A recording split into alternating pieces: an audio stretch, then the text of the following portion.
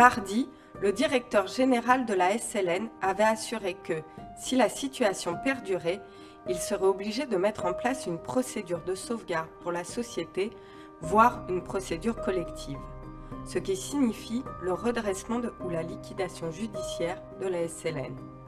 2000 emplois directs et 8000 emplois induits seraient concernés par cette situation. À la suite de cette annonce, les salariés et sous-traitants de la SLN ont décidé de se mobiliser ce jeudi à 8h devant le gouvernement pour alerter sur la situation de la société. Nous sommes le collectif des salariés de la SLN et des sous-traitants de la SLN et aujourd'hui nous avons constitué ce collectif pour montrer notre attachement profond à notre entreprise, mais aussi à l'ensemble de l'activité économique de la SLN qui tourne autour de l'activité minière. Nous voulons vraiment faire part de notre inquiétude profonde sur l'avenir. Nous sommes très inquiets d'être empêchés de travailler de cette manière, d'être en quelque sorte pris en otage d'une situation qui ne nous concerne pas directement. Le collectif des salariés a également appelé les salariés de Valais à rejoindre la mobilisation. Nous, on a répondu oui. Pourquoi? Parce qu'on est solidaire avec eux.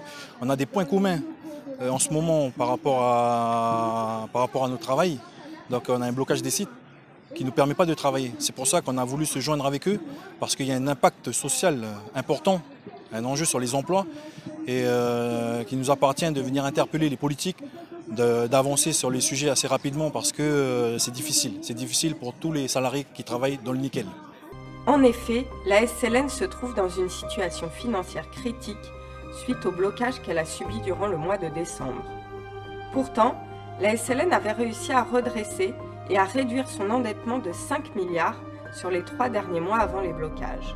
On a mis en place un plan de sauvetage qui a commencé à produire ses effets et aujourd'hui on est empêché de travailler et si on ne retrouve pas rapidement la liberté de travailler pour nous mais aussi pour tous nos prestataires qui nous accompagnent tous les jours sur les mines et à l'usine, nous risquons de voir la SLN disparaître et c'est ce que personne ne souhaite en Nouvelle-Calédonie.